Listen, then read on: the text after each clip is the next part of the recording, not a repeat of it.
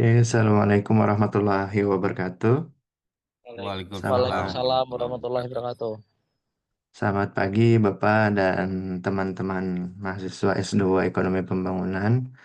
Di sini saya akan membawakan presentasi terkait tugas yang telah diberikan Bapak dengan judul Pemetaan dan Penguatan Ekonomi Desa melalui Indeks Kemandirian Desa.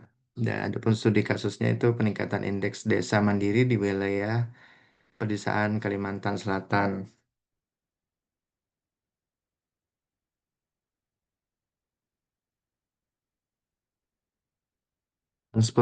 Transformasi desa dari objek menjadi subjek pembangunan. Sejak berlakunya Undang-Undang Nomor 6 Tahun 2014 tentang desa, paradigma pembangunan desa mengalami perubahan fundamental. Desa tidak lagi diposisikan sebagai objek pembangunan, melainkan sebagai subjek yang memiliki kewenangan untuk mengatur dan mengurus kepentingan masyarakatnya secara semandiri. Kementerian Desa PDTT mengembangkan Indeks Desa Membangun atau EDM sebagai instrumen pengukuran tingkat kemajuan desa yang terdiri dari tiga dimensi utama, yaitu Indeks Ketahanan Sosial, Indeks Ketahanan Ekonomi, dan Indeks Ketahanan Lingkungan. Klasifikasi desa berdasarkan IDM. Yang pertama itu adalah desa sangat tertinggal. Desa sangat tertinggal adalah desa yang dengan keterbatasan akses layanan dasar dan infrastruktur minimal. Kemudian desa tertinggal, desa dengan akses terbatas pada layanan dasar dan ekonomi. Kemudian desa berkembang. Desa berkembang adalah desa dengan layanan dasar memadai dan ekonomi mulai tumbuh. Yang keempat adalah desa maju. Desa maju adalah desa dengan layanan lengkap dan ekonomi lokal yang kuat. Melalui eh, yang kelima, desa mandiri adalah desa dengan kemandirian penuh dalam pengelolaan sumber daya. Melalui DM, pemerintah dapat mengidentifikasi desa yang memerlukan intervensi prioritas serta desa yang memiliki potensi untuk dikembangkan dengan menjadi desa mandiri. Bagaimana dengan Kalimantan Selatan? Kalimantan Selatan sendiri mendapatkan pencapaian luar biasa, di mana ditetapkan sebagai nol desa tertinggal. Pada awal tahun 2025, Kalimantan Selatan mencapai prestasi gemilang dengan nol desa berstatus sangat tertinggal maupun tertinggal. Dari total 1.871 desa, kondisi ini menunjukkan bahwa pembangunan desa di Kalimantan Selatan telah memasuki fase pengulitan kualitas. Kemandirian desa bukan lagi sekadar menghapus status ketinggian. Total ada 808 desa mandiri, kemudian ada 844 desa maju dan 219 desa berkembang. Tiga pilar indeks desa membangun. Indeks ketahanan sosial. Indeks ketahanan sosial sendiri adalah untuk mengukur kualitas layanan kesehatan, pendidikan, modal sosial, dan partisipasi masyarakat dalam pembangunan desa. Kemudian indeks ketahanan ekonomi adalah untuk mengukur keragaman produksi, akses pasar, lembaga ekonomi desa, dan keterbukaan wilayah. Kemudian indeks ketahanan lingkungan mengukur kualitas lingkungan, mitigasi bencana, dan pengelolaan sumber daya alam berkelanjutan. Ketiga dimensi ini diukur secara terintegrasi untuk menentukan status kemandirian desa dan menjadi dasar penyusunan strategi pembangunan yang tepat sasaran. Profil geografis Kalimantan Selatan sendiri ada di luas wilayah itu dengan besaran 38.744 km persegi dengan karakteristik geografis beragam. Ada dataran rendah luas, kawasan rawa, dan pegunungan meratus. Adapun jumlah desanya ada 1.871 desa dan 144 kelurahan dengan akses ke sumber daya air yang melimpah. Karena memang untuk pola permukiman di Kalimantan Selatan ini sudah turun-temurun mengikuti aliran sungai mungkin dari Sungai Tabalong sampai ke hilir di Sungai Martapura.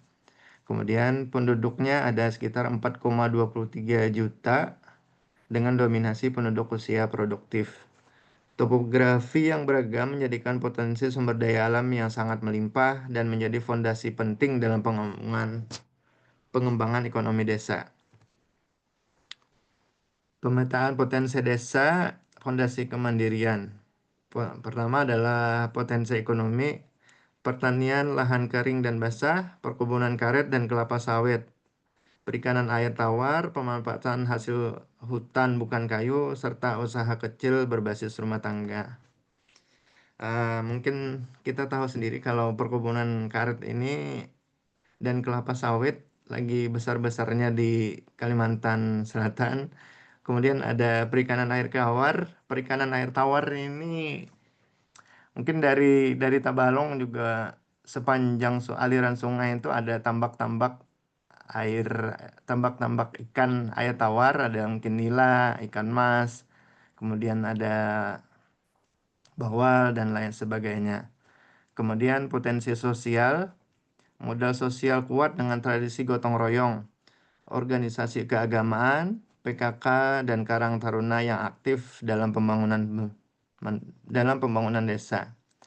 Nah, tradisi gotong royong sendiri ini mungkin sudah turun-temurun dari zaman dahulu kala.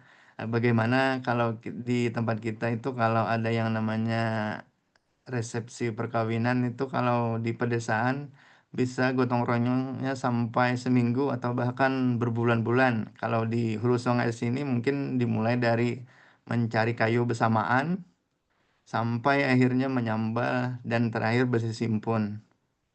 Kemudian adalah potensi kelembagaan, pemerintah desa, BPD, kelembagaan adat, BUMDes, dan kelompok tani, nelayan, dan UMKM desa yang terorganisasi.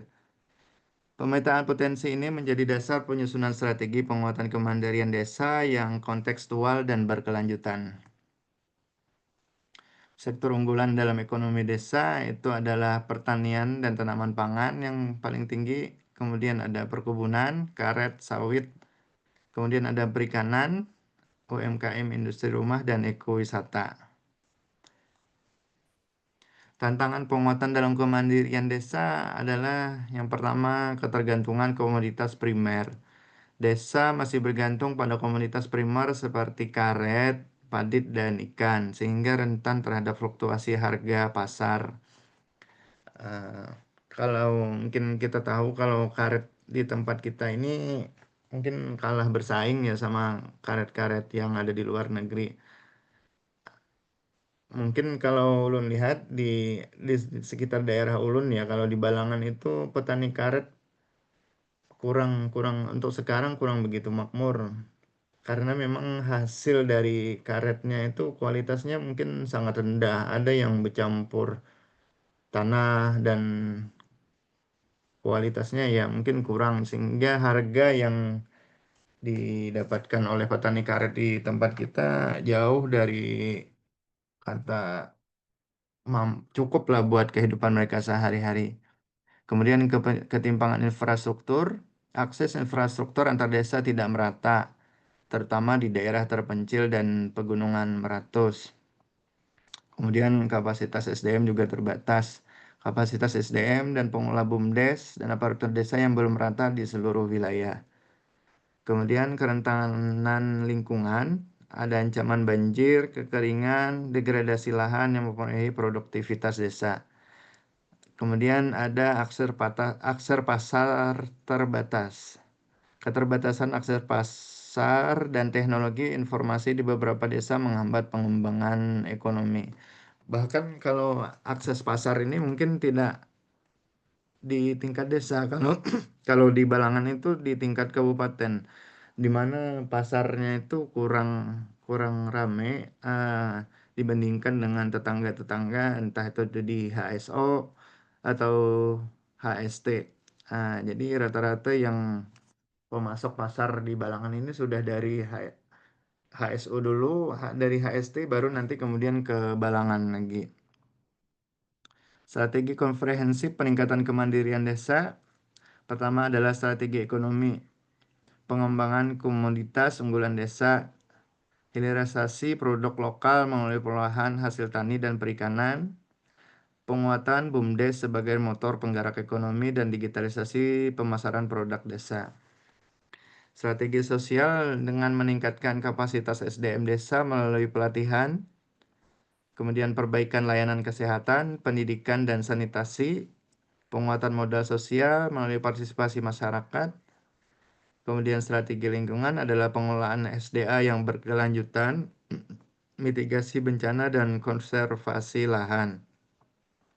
Untuk strategi kelembagaan adalah tata kelola desa berbasis data, itu EDM, SDGs desa atau PODES, profesionalisasi BUMDes, dan penguatan jejaring kemitraan multi pihak. Adapun studi kasus mengenai penelitian indeks desa mandiri di Kalimantan Selatan adalah yang pertama ada di Desa Awang Bangkal Barat, desa mandiri dengan prestasi nasional. Profil Desa Awang Bangkal Barat di Kabupaten Banjar. Mungkin ini nanti Bang Rizky mungkin lebih tahu mengenai di Kabupaten Banjar. Dikenal sebagai desa mandiri yang memperoleh apresiasi nasional atas keberhasilannya dalam menurunkan angka stunting. Desa ini menunjukkan kekuatan pada dimensi sosial, khususnya melalui layanan kesehatan dan gizi. Kunci dari keberhasilan dari pembangunan di desa ini adalah integrasi dana desa dengan program tematik kesehatan dan sanitasi. Kemudian kelembagaan desa yang kuat dan partisipasi masyarakat yang tinggi. Efektivitas musyawarah desa dalam pengambilan keputusan, serta pemberdayaan masyarakat berkelanjutan. Desa ini membuktikan bahwa peningkatan IDM dapat dicapai melalui penguatan layanan dasar dan tata kelola desa yang baik. Kemudian studi kasus yang kedua adalah Desa Dambung Raya dan Hergamanah. Ini terletak di Kabupaten Tabalong. Mungkin Bang Husay lebih mengetahui, boleh nanti ditambahkan juga. Transportasi desa berkembang melalui infrastruktur, di mana di Desa Dambung Raya dan Hergamanah ini terletak di desa terpencil di Kecamatan Bintang Ara, Kabupaten Tabalong dengan akses sangat terbatas. Intervensinya yang dilakukan adalah pemanfaatan dana desa kurang lebih sekitar 4,8 miliar untuk perbaikan jalan dan fasilitas pendidikan, air bersih, dan layanan kesehatan. Kemudian hasilnya adalah peningkatan signifikan skor IDM dan kapasitas aparatur desa melalui pendampingan. Pelajaran pentingnya adalah desa berkembang membutuhkan fondasi infrastruktur dan layanan dasar yang kuat sebelum mengembangkan ekonomi lokal secara optimal. Mungkin ini contoh konkretnya kalau sekarang itu harga durian Bintang Ara itu jauh lebih murah. Karena memang infrastruktur untuk mengangkut durian, karena di Bintang Ara ini biasanya banyak dapat durian. Di karena adanya jalan yang bagus, pengangkutan lebih mudah dan harganya jauh lebih murah dari yang sebelum-sebelumnya. Perbandingan dua model peningkatan DM tersebut adalah model awal Bangkal Barat, fokusnya adalah dimensi sosial dan kelembagaan. Penguatan layanan kesehatan dan gizi, kemudian partisipasi masyarakat tinggi, dan tata kelola desa yang baik, program tematik yang terintegrasi. Kemudian model dari Dambung Raya dan Hergamanah adalah fokusnya pada infrastruktur dan layanan dasar. Itu berupa perbaikan jalan, peningkatan fasilitas pendidikan, penyediaan air bersih, dan penguatan layanan kesehatan. Kesimpulan dari perbandingannya adalah kedua pendekatan sama-sama efektif dalam meningkatkan IDM. Strategi penguatan desa harus kontekstual sesuai kondisi dan kebutuhan spesifik masing-masing desa. Kelembagaan dan tata kelola menjadi fondasi utama, sementara infrastruktur dasar merupakan kebutuhan minimal untuk mendorong peningkatan ekonomi desa. Kesimpulan dan rekomendasi. Kesimpulannya adalah kemandirian desa dipengaruhi oleh kombinasi potensi ekonomi, sosial, lingkungan, dan kelembagaan. Kalimantan Selatan dengan 0 desa tertinggal membuktikan bahwa peningkatan IDN dapat dicapai melalui tata kelola yang baik, pemanfaatan dana desa optimal, dan partisipasi masyarakat aktif. Rekomendasi pemerintah desa perlu mengembangkan sistem data desa yang mutakhir untuk mendukung perencanaan. Pemerintah desa perlu memperluas pendampingan BUMDes dan peningkatan kapasitas aparatur desa. Kolaborasi multi pihak dapat ditingkatkan untuk memperkuat ekonomi desa dan desa berkembang memerlukan dukungan infrastruktur dasar sebagai pondasi peningkatan IDM. Mungkin itu Bapak dan kawan-kawan presentasi dari Ulun. Kemudian misalkan ada yang perlu ditambahkan, Ulun siap menampung ataupun ada pertanyaan dipersilakan. Ya, terima kasih Pak Abdul ya. Ini yang berkuliah offline ada satu orang, Pak Afif ya, dan yang berkuliah online ini ada Muhammad Abidin, kemudian Muhammad Rizky Rifani, Raksa Pradita, Humaira Izia, Abdullah Kaisar Afif, dan Ayu Fitriani ya. Maka kita blended learning jadinya. Silahkan Bapak Ibu, Mas dan Mbak semua, kalau ada pertanyaan kepada Mas Afifudin selaku anggota dari kelompok 3 ya, baik yang offline di sini ada sisa ini maupun yang online ya. Silahkan kalau ada pertanyaan. Nanti tuliskan nama, NIM, dan pertanyaan di WhatsApp grup ya untuk menjadi nilai tambah keaktifan para mahasiswa mahasiswa di kelas.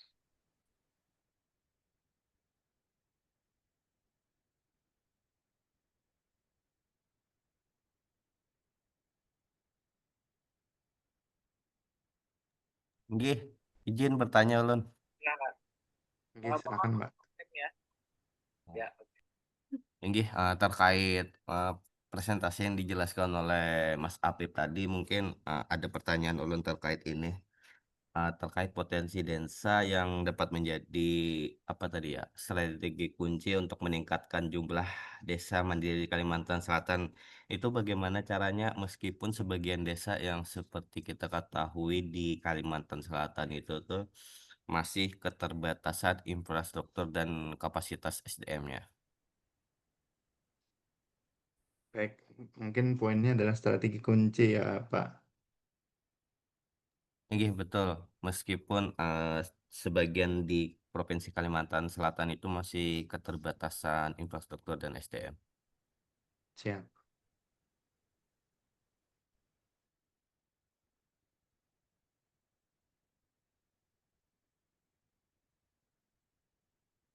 Nanti izin Bang Rizky boleh nanti pertanyaannya ditulis di grup juga ya. ya ditulis di WhatsApp grup ya atau di Siap. Zoom. Saya akan melakukan presensi ya baik secara online maupun offline ya.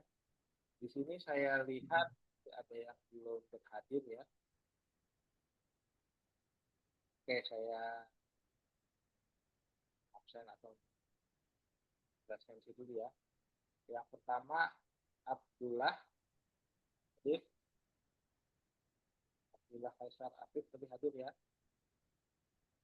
Kemudian Muhammad Afifuddin, Iya, ada Pak. Ayu Fitriani hadir ya. Kemudian Humaira, oke. Kemudian Mas ini apply, Muhammad Rizky sudah ya tadi ya bertanya ya. Kemudian Mas Raka juga aktif. Ini satu orang ya yang belum hadir ya. Mas Erlan, ada yang tahu kabarnya? Dari berdelapan ya, berdelapan baru 7 yang hadir. Satu offline dan 6 online ya. Ada yang tahu kabar ketua kelas? Pak, mohon maaf Pak, suara pian di tempat ulun kurang kedengaran, izin. Oh ya. Mohon izin Pak, nggak tahu Pak kabarnya apa gimana kemarin Pak. Oke, tidak apa-apa. Oke, silahkan Mas Afif bisa dijawab ya pertanyaan dari Rizky. Oke, boleh izin Bapak. Nanti mohon izin kalau misalkan ada yang kurang anu atau ini bisa ditambahkan juga Pak.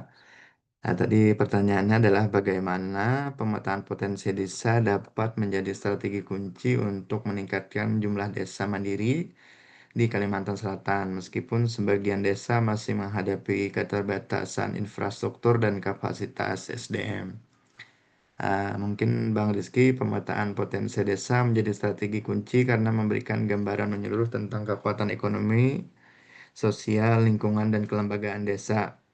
Melalui pemetaan, mungkin setiap desa dapat mengidentifikasi komoditas unggulan yang ada di desanya.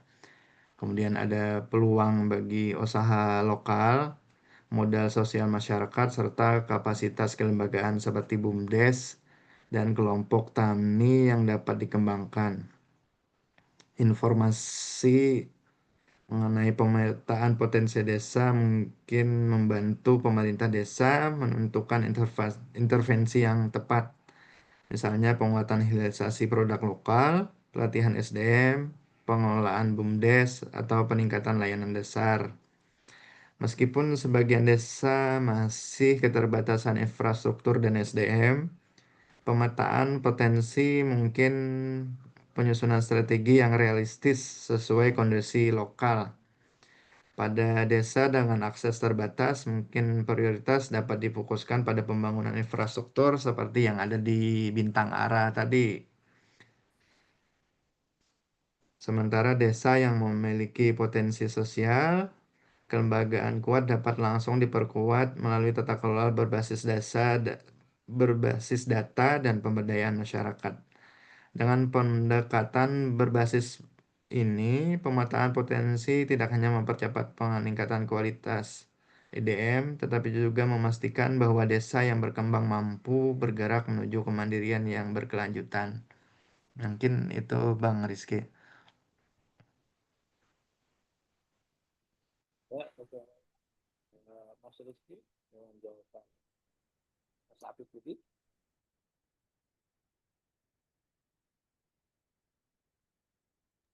Oke, terima kasih atas jawabannya. Iya, makasih Bang Rizky. Oke, apakah ada pertanyaan lagi? Oke, kalau belum ada, saya dulu ya yang Gimana? pertama. Pertanyaan kedua, berapa jumlah indeks kemandirian desa atau desa dengan indeks mandiri seperti itu di Kabupaten Balangan dan Kabupaten Tabalong? Serta Iya, berapa jumlah indeks desa mandiri di Kalimantan Selatan? Balangan, Tabalong sama Kalimantan Selatan ya Pak. Balangan, Tabalong, dan Kalimantan Selatan. Iya Pak. Mas Muhammad Afifuddin kan bekerja di Kabupaten Balangan ya. Nah, jadi Iya Pak. di daerahnya berapa, Tabalong berapa, dan Kalimantan Selatan berapa. Jadi tiga, tiga ya. Cenderung sambil buka slide yang dari BPS itu ya Pak. Ya, silahkan. Bagi yang nanti ada ke kampus, ya silahkan nanti untuk mengisi presensi secara offline ya. Ini maksud saya ini sudah mengisinya bagi mahasiswa yang sedang berada di kampus nanti pada hari Sabtu ataupun hari-hari lain ya. Silahkan jangan lupa mengisi presensi secara offline ya.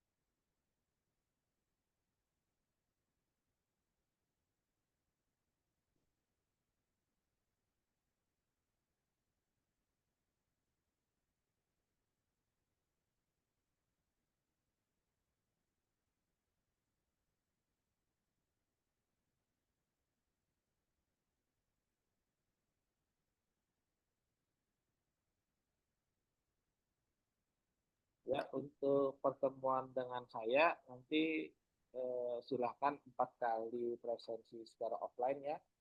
Tanggal 1 November, 8 November, 15 November, dan 22 November ya. Jadi 4 kali presensi offline, dan isi Sinari juga 4 kali ya. Nanti kita masih ada pertemuan sekitar 3 kali ya, menurut jadwal seperti itu.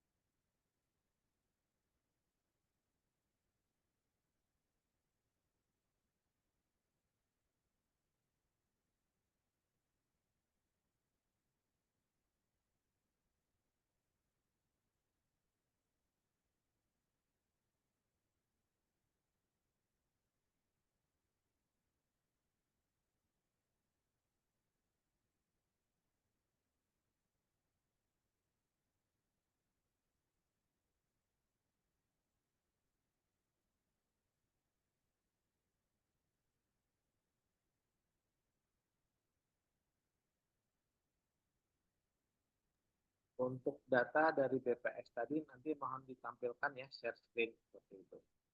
Iya, Pak.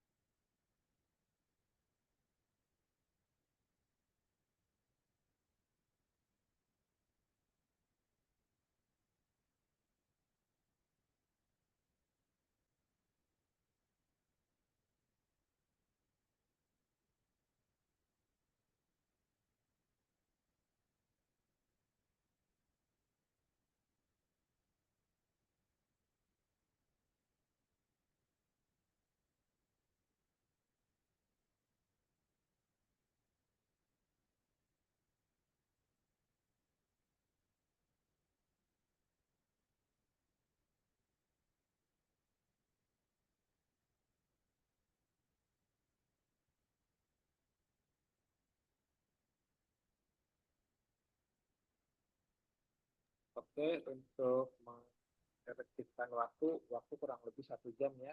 Silahkan mahasiswa yang lain sambil memberikan summary atau ringkasan dari materi yang Mas Apip sampaikan, dan terkait dengan diskusi tadi ya yang disampaikan oleh Mas Rizky dan juga oleh Mas Apip, dan pertanyaan dari saya yang akan dijawab oleh Mas Apip juga ya. Mohon diberikan summary ya.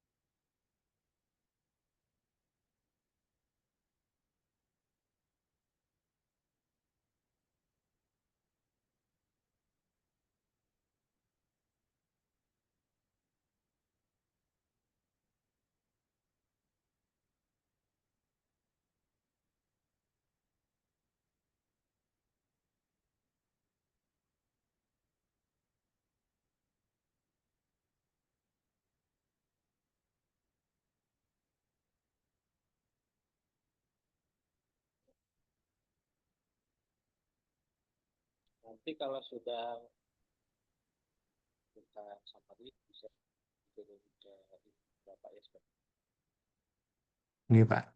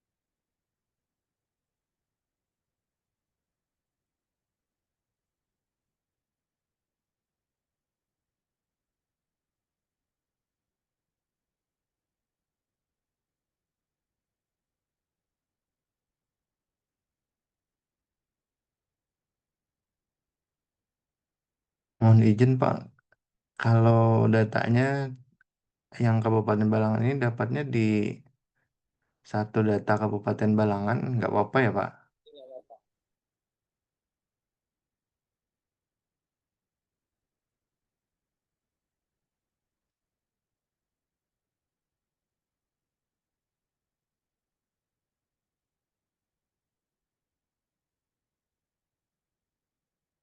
Eh,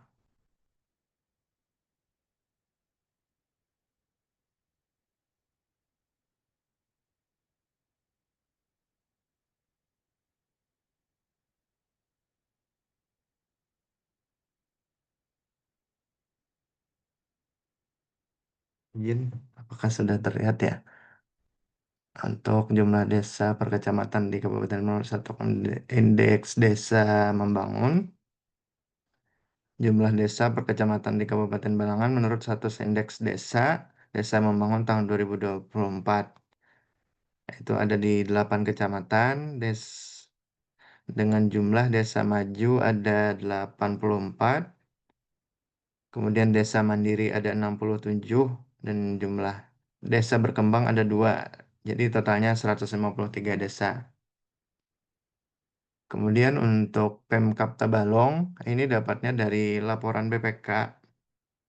Pemerintah Kabupaten Tabalong melalui predikat indeks desa membangun tertinggi seprovinsi Kalimantan Selatan dengan skor 0,83 mencakup 90 desa mandiri, 28 desa maju dan 3 desa berkembang pada tahun 2024. Itu Bapak. Ya, terima kasih. Bagaimana dengan indeks di Kalimantan Selatan secara umum? Di Kalimantan Selatan ya Pak.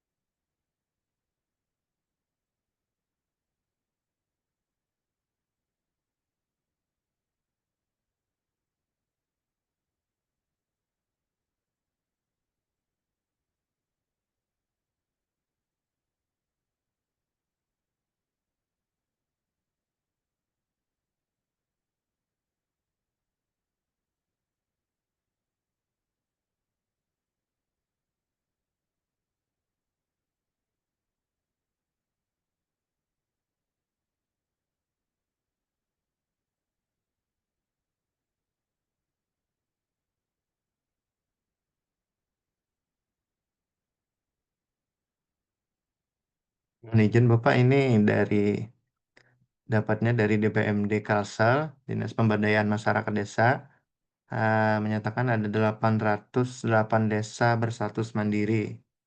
Ya, silakan bisa datanya.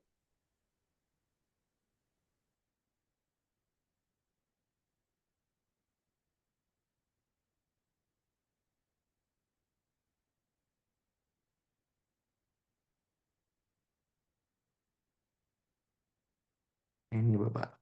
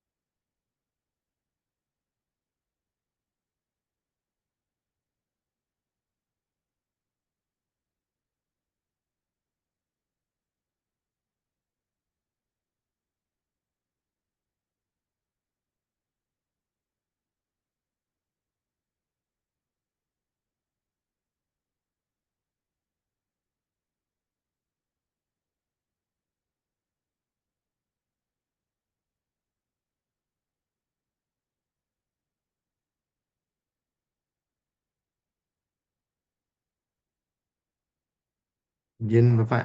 Jadi totalnya ada Balangan 67, Tabalong ada 90 desa, untuk Kalsel ada 808 desa. Itu desa mandiri ya. Iya, Ya.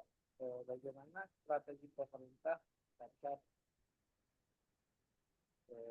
petugas desa membangun khususnya untuk desa yang mandiri? Bagaimana siap-siap ada strategi dari pemerintah? strategi pemerintah ya Pak.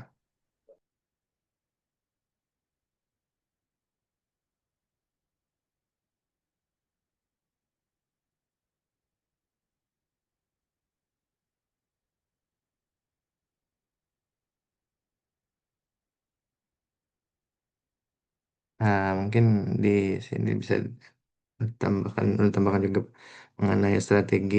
Nah, ini disampaikan oleh Pak Farid dari DPMD Provinsi Kalsel, berupaya meningkatkan kemandirian dan kemajuan pedesaan melalui rapat koordinasi dan forum perangkat daerah tahun 2026 guna membahas strategi untuk mendukung visi Presiden Prabowo dan Gubernur Haji Muhyiddin.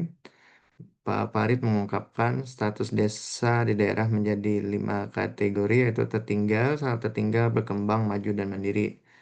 Selain kemandirian dan kemajuan desa, Pak Farid menyebutkan pentingnya, mungkin ini strateginya, Pak, ketahanan pangan melalui alokasi minimal 20% dari dana desa untuk mendukung program swasembada pangan nasional. Kemudian Kalsel diharapkan dapat berkontribusi terhadap swasembada pangan nasional. Karena itu, Pak Farid mengungkapkan perlu ada pemantauan dan penyelesaian kendala yang dihadapi di lapangan agar setiap desa dapat melaksanakan amanah dengan baik. Kemudian Dinas PMD juga berkomitmen memberikan pendanaan untuk membantu pengembangan desa serta mempercepat pembangunan fisik dan ketahanan bencana melalui bidang pengembangan kawasan pedesaan. Dengan strategi ini diharapkan status desa dapat meningkat secara kumulatif baik dari aspek ekonomi maupun lingkungan. Mungkin itu Bapak. Oke, terima kasih atas data dan penjelasan. Silakan kalau masih ada pertanyaan dari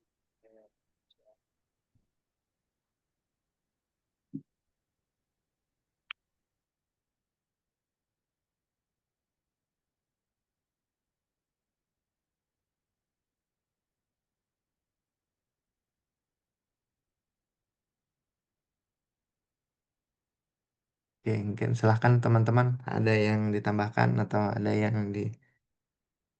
ditanyakan.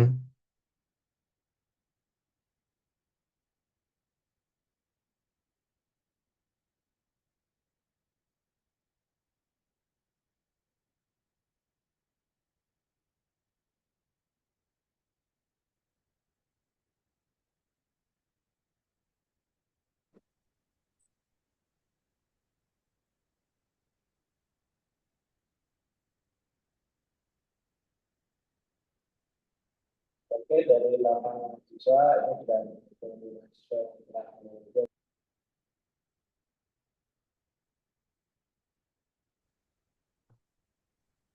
Cek, cek. Izin, Kedengaran nggak Bang Apip? kedengaran, kedengaran. No, izin bertanya Bang. Oke, Pertanyaannya ini berkaitan dengan potensi desa pada bagian kelembagaan. Jadi saat ini sedang viral kasus penyelewengan dana BUMDes Benjot di desa Cijindel di Cianjur, Jawa Barat, Bang. Jadi dananya tuh yang harusnya digunakan untuk memajukan usaha desa malah digunakan untuk investasi saham pribadi oleh Ketua BUMDes itu sendiri. Jadi agar tidak kejadian serupa di desa-desa di Kalimantan Selatan, apakah sudah ada mitigasinya, apakah sudah pernah dibahas dan apakah akan dirancang ke depannya, Bang? Terima kasih. oke, siap. Mitigasi ya. Iya, Bang.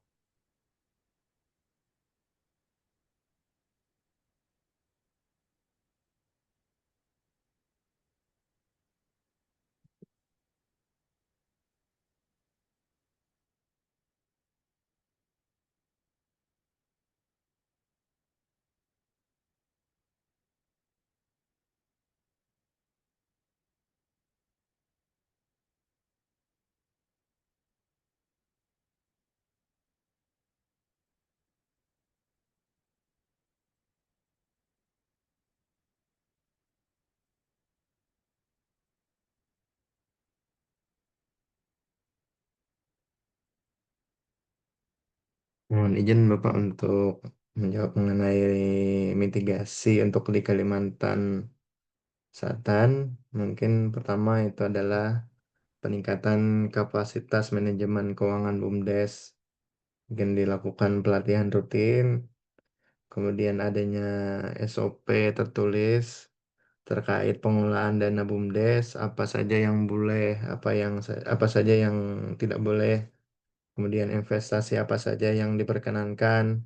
Misalkan investasi saham pribadi oleh pengurus harus jelas dan dilarang atau diawasi. Kemudian verifikasi legalitas BUMDes, misalnya berbadan hukum, punya akta, struktur jelas. Kalau yang investasi ke saham pribadi ini mungkin kemarin kejadian juga Bapak di Kabupaten Balangan.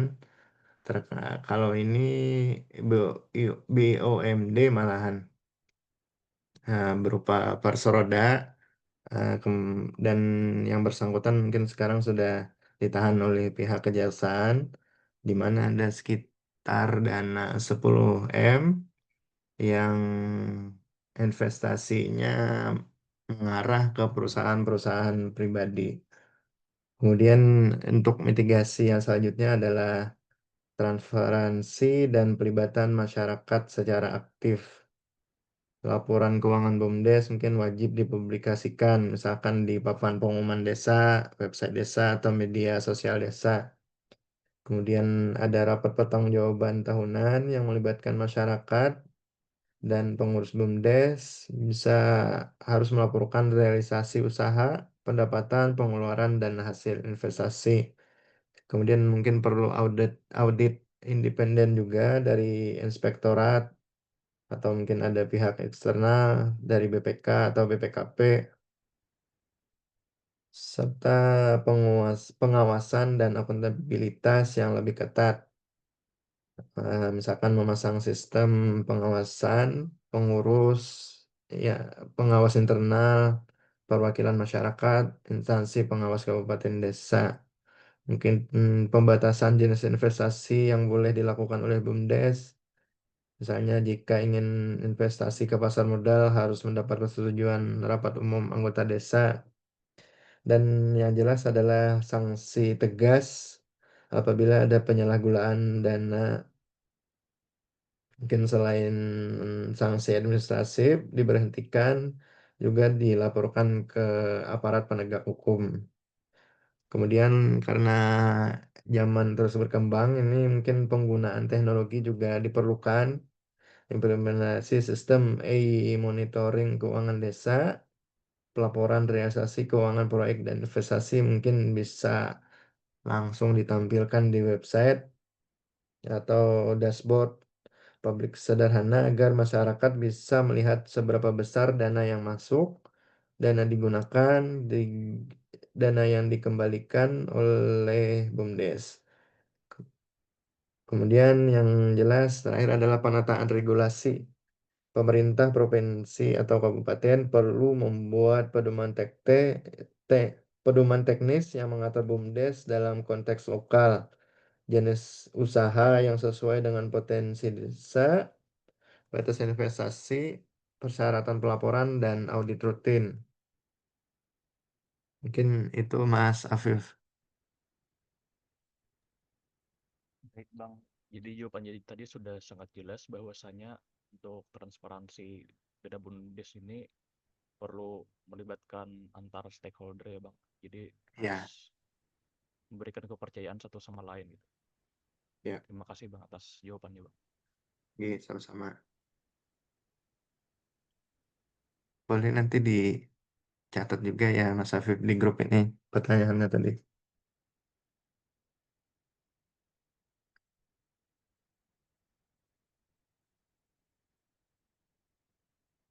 Oke, silakan kalau ada pertanyaan. Jadi ini interaksi hadir secara offline bisa ini, secara online. Alhamdulillah, Mbak Ayu, online, Desi, kalau ada pertanyaan.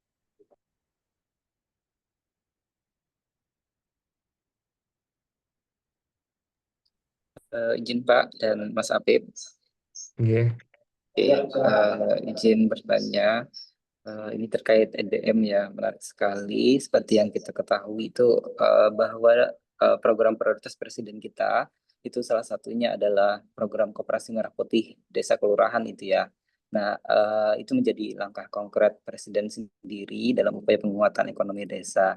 Nah, saat ini mungkin sebagian besar Koperasi Merah Putih itu sudah mencapai titik terbentuknya badan hukum ya di beberapa daerah.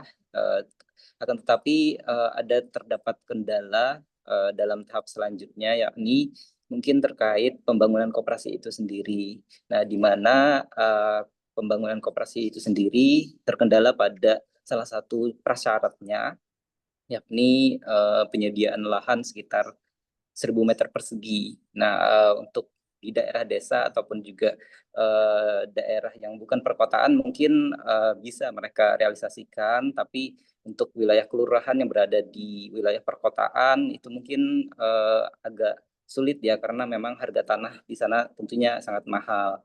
Nah, kendala ini sebenarnya program ini bisa menjadi salah satu langkah strategis untuk meningkatkan IDM itu sendiri. Namun ternyata di dalam pelaksanaannya itu terdapat kendala. Nah, bagaimana upaya untuk agar kendala-kendala tersebut bisa diatasi sehingga program tersebut bisa terlaksana. Nah, mungkin ini karena Mas Apip berada di Balangan, mungkin bagaimana perkembangan program Koperasi Merah Putih itu sendiri, apakah sudah bisa berjalan sesuai dengan timelinenya itu sendiri ataupun tidak? Mungkin itu aja sih pertanyaannya, Mas Apip. Siap.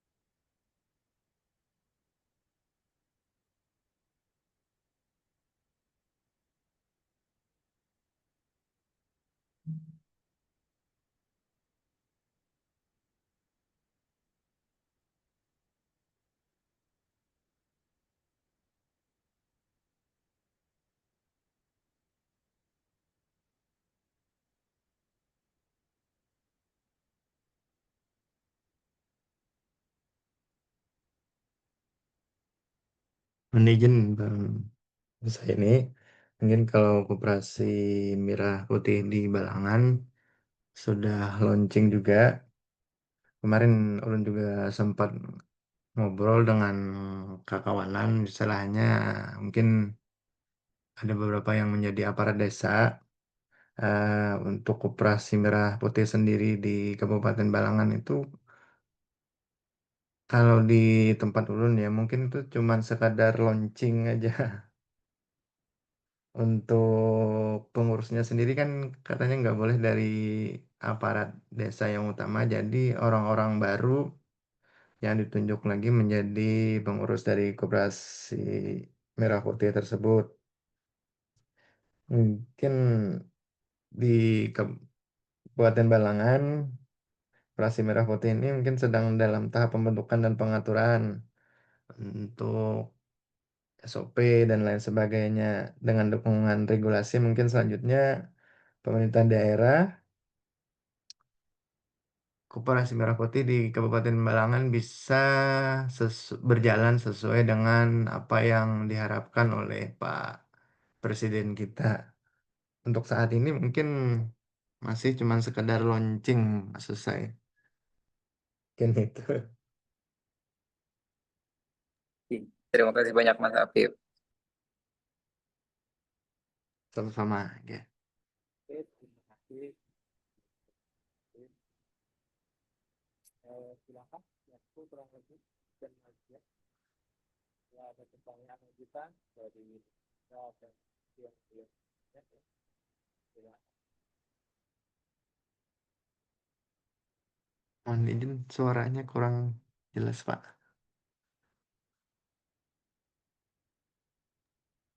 Ya, bagi kita atau yang belum bertanya, persilahkan bertanya ya.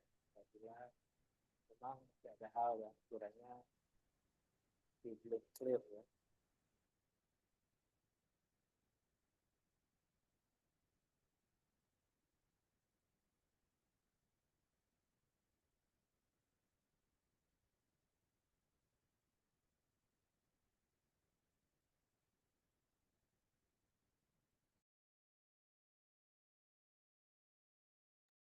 Oke, apakah masih ada pertanyaan dari mahasiswa yang lain? Atau sudah cukup? Oke, kalau kiranya tidak ada pertanyaan lagi, silakan Muhammad Abidin untuk menyimpulkan dan menutup presentasi. Oke, Bapak. Mungkin Bapak, Ibu, dan teman-teman itu presentasi dari Ulun terkait pemetaan dan penguatan ekonomi desa melalui indeks kemandirian desa. Kesimpulannya, alhamdulillah kita di Kalimantan Selatan sudah 0 desa tertinggal. Mungkin itu saja dari Ulun, kurang lebihnya Ulun mohon maaf. Assalamualaikum warahmatullahi wabarakatuh. Salam. Waalaikumsalam. Waalaikumsalam warahmatullahi wabarakatuh. Terima kasih banyak Bang Api. Terima kasih, Bang. Lagi kuliah mah, sabar lo.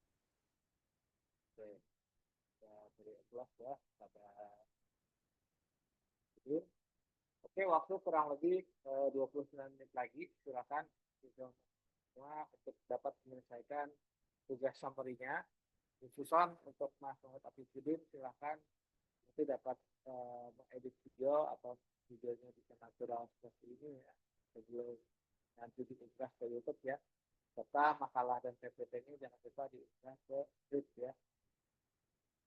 Oke, selamat melaksanakan tugas ya sampai dengan 10.30. Nanti 10.30 saya akan menutup perkuliahan. Oke, makasih Pak. Terima kasih banyak Pak.